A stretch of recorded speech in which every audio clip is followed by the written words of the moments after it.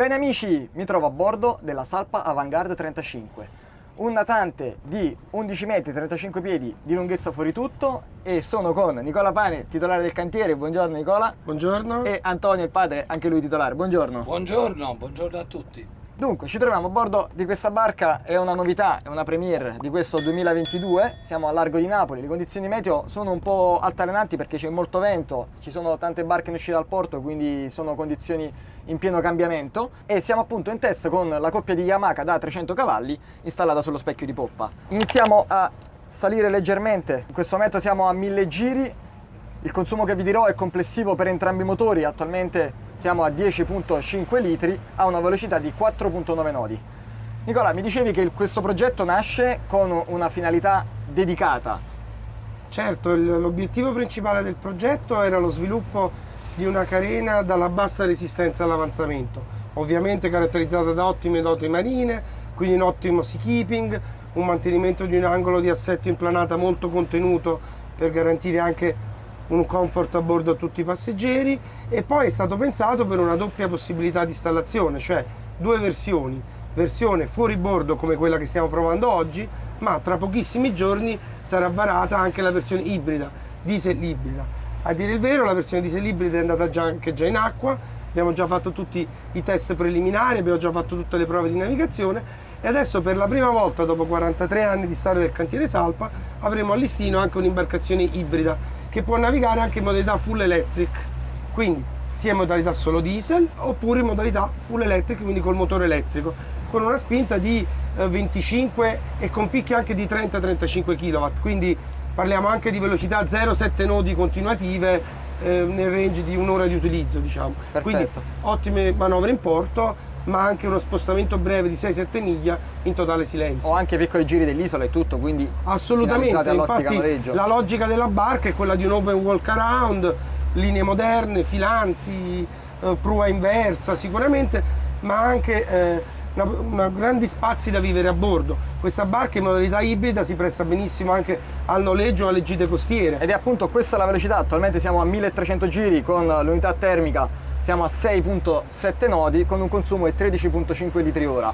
E mi dicevi appunto la carena è stata disegnata per avere una scarsa resistenza all'avanzamento a queste velocità. No, assolutamente, ci siamo concentrati sicuramente in questo range 0,7 nodi. È un range di interesse in cui siamo in un regime di dislocamento, quindi linee di ingresso in carena molto fini, quindi linee d'acqua molto fini, sezioni di ingresso strette, bordi di uscita che a sua volta si stringono e si raccordano molto bene con lo specchio di poppa per avere basso trascinamento. Ma poi c'è tutto lo studio del range successivo, perché oltre agli 0,7 nodi in elettrico dobbiamo garantire un 18-23 nodi in crociera con dei consumi molto contenuti. E adesso lo scopriamo subito perché speriamo di aver centrato il risultato. Andiamo manetta, noi attualmente siamo con circa 300 litri di carburante e il pieno d'acqua. A bordo ci sono due serbatoi da circa 200 litri, quindi siamo davvero a pieno carico e siamo 4 persone a bordo.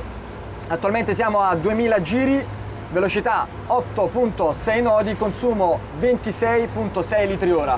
Saliamo ancora un po', la barca è dotata degli zipwake ma li terremo disattivati perché abbiamo già effettuato dei test e non c'è necessità di utilizzarli per correggere l'assetto. Affondo ancora leggermente, lascio il trim giù per agevolare la planata e arriviamo a 2900 giri, 12.3 nodi, stiamo salendo, vediamo anche la prua che si inizia a sollevare leggermente, teniamo un angolo di 2,7 gradi e si sta formando anche la scia a poppa, quindi possiamo dichiarare una planata minima. Ecco, ci tengo a precisare che nella condizione peggiore per una carena planante, che è quella della semiplanata, abbiamo toccato un massimo di 3 gradi di angolo di assetto longitudinale. Sì. È molto poco rispetto ai 5-7 gradi che normalmente si trovano, e questo è frutto proprio anche di uno studio sulla distribuzione dei pesi a bordo, studio del layout dell'imbarcazione che seguisse il concept della barca. Quindi I consumi attuali si attestano su 43.5 litri ora, ma affondiamo ancora un po' per far distendere l'imbarcazione. Saliamo, arriviamo a 21.7 nodi, 22 nodi, ci sono un po' d'onde, abbasso leggermente e qui attualmente siamo a 2,8 litri per miglio a una velocità di 21 nodi. E qui c'è anche appunto la prua esce dall'acqua, si nota questo dritto di prua molto particolare. Assolutamente sì, e questo è teso a massimizzare la lunghezza del galleggiamento dell'imbarcazione. Ci facciamo al volo, scusa se ti interrompo, una virata a sinistra per vedere sia la stabilità ma anche per incrociare le onde del Vola Via Mare qui al largo di Napoli. Dicevo, le condizioni sono in continuo cambiamento, vedete la barca si inclina, mantiene un buon assetto, timoneria idraulica integrata nei motori, anzi timoneria elettrica. Questo infatti non volevo correggerti, però a bordo abbiamo gli Yamaha NSB, che sono due motori dotati di una timoneria e qui vediamo, elettrica, non tocchiamo nulla, 24 nodi, guardate, impatto più che buono nonostante la presenza del T-top, non avvertiamo particolari vibrazioni dalle strutture di bordo, non è salita una goccia d'acqua a bordo, l'abbiamo vista dalla camera di prua e quindi affondiamo ancora un po'. Assolutamente sì. Siamo a 25 nodi, saliamo, mi alzo trim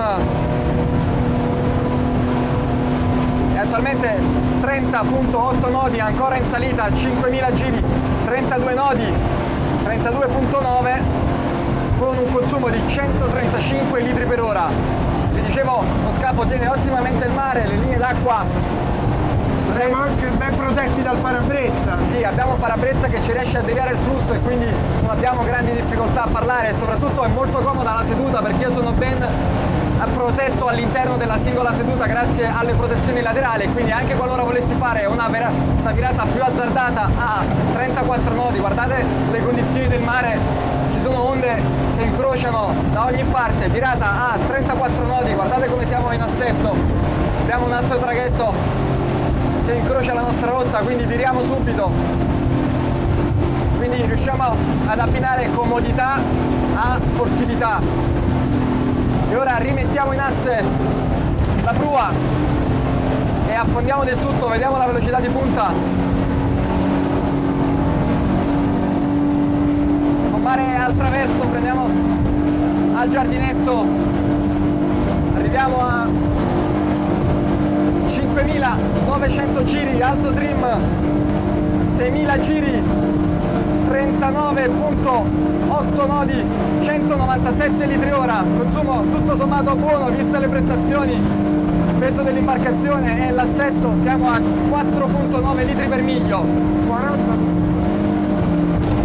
Abbiamo toccato i 40 nodi di punta e ora riscendiamo nuovamente perché il range ottimale dei consumi dell'imbarcazione è sui 23 nodi. Proprio nelle nostre prove abbiamo visto che intorno ai 23 nodi si raggiunge il consumo a litri miglio ottimale. Quindi ritorniamo e riscendiamo sui 3.500 giri, ritorniamo in assetto. In questo momento abbasso il trim per ottimizzare l'efficienza della carena e arriviamo a 23 nodi, 4.100 giri, 24 nodi con un consumo che sta man mano diminuendo proprio per ottimizzare l'efficienza e arriviamo a un consumo orientativo di 3 litri per miglio, 3.2 litri per miglio, ed è davvero ottimo, rapportato appunto alla categoria dell'imbarcazione. Immaginate appunto un'uscita in ottica. Adesso viaggiamo a 26.4 nodi, 26.7, 3.4 litri miglio. Quindi viaggiamo dei consumi quasi paragonabili a un gommone, insomma, più che a una barca cabinata, perché oltre che open walk around abbiamo anche una cabina più che voluminosa e più che spaziosa all'interno. Questo l'abbiamo scoperto nella descrizione a bordo, ovviamente la trovate sul canale con tutti i dettagli dell'allestimento. E adesso quindi mettiamo a folle, dicevo, vediamo anche la coppia dei due Yamaha da 300 cavalli, 4,2 litri, vediamo in quanto tempo la barca esce fuori dall'acqua e raggiunge una velocità di punta e mettiamo sotto stress lo scafo.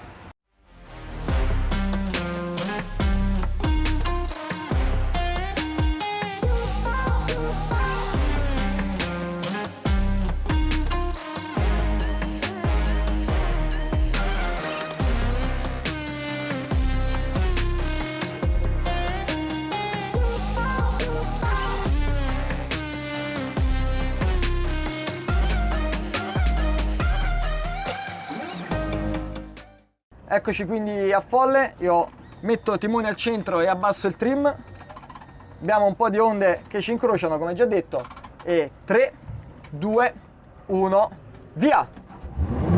Sentite il rombo dei motori, è incredibile, siamo a 16 nodi, 19 nodi, 22 nodi, inizio a alzarmi trim, 25 nodi, 27, 29, 31, 33, si distende del tutto l'imbarcazione, 35 nodi, 36, 37, 38.2, 39 nodi, 39.4, onda di prua, 39.7 nodi. E quindi cari amici, questa è la Salpa Avantgarde 35 motorizzata con la coppia Yamaha da 300 cavalli. Io ho solo l'ultima domanda che vorrei fare all'ingegner Pane, ma qualora volessi decidere attualmente per un'imbarcazione ibrida, voi come cantiere consigliate nel 2022 la motorizzazione con l'elettrico? Allora, la motorizzazione con l'elettrico sicuramente è il futuro della nautica. Certamente abbiamo, diciamo, un grande ostacolo che è il costo veramente elevato oggi. Diciamo che questa imbarcazione qui fuori bordo potrà costare alla fine in acqua finita e vata sotto i 300.000 euro. L'imbarcazione con propulsione diesel costa sicuramente di meno, costerà circa 40.000 euro in meno, ma se vogliamo aggiungere il kit elettrico costerà alla fine intorno agli 80.000 euro. Però mi diceva... Per cui società di noleggio, società che fanno charter nei parchi marini potranno, anche grazie agli incentivi, acquistarli. Però noi abbiamo pensato questo, di fare un'imbarcazione che si potesse acquistare in un primo momento solamente in versione diesel. Poi successivamente, dopo 1, 2, 3 anni, poter mettere il kit elettrico, e questo grazie a un giunto che noi abbiamo progettato che si frappone come il motore elettrico tra l'invertitore e il motore, per cui il cliente dopo 1, 2, 3 anni, quando avremo batterie più performanti, costi molto più bassi, potrà senza modifiche strutturali levare questo giunto che accoppia l'invertitore e che simula il motore elettrico e installare il kit ibrido. Quindi io posso optare per la soluzione elettrica in un secondo Nella momento. versione diesel senza la propulsione elettrica la barca farà una velocità massima tra i 20 e i 23 nodi con un motore diesel da 350 cavalli. Singola motorizzazione. Singola motorizzazione. Perfetto. Con la linea d'asse. Perfetto. E quindi cari amici, come già detto, l'imbarcazione si comporta ottimamente in acqua durante tutta la durata della prova. Abbiamo preso anche onde a 35, quasi 40 nodi e non è salita minimamente una goccia d'acqua a bordo. Ha un'ottima stabilità di navigazione, il layout è davvero comodo ed è consigliato quindi non solo per una famiglia di 4 persone, perché anche la cabina di poppa è più che abitabile, ma anche in uscita in ottica noleggio. Il T-Top presente in questa versione rende le linee molto moderne e quindi è adatta anche ad un pubblico giovanile. Le prestazioni sono ottimizzate con questa coppia di motori, riusciamo a navigare anche al di sotto dei 3 litri per miglio a una velocità quindi di 23 nodi, e quindi è ottima non solo per uscite in ottica noleggio ma anche appunto per crociere e piccole uscite di diporto.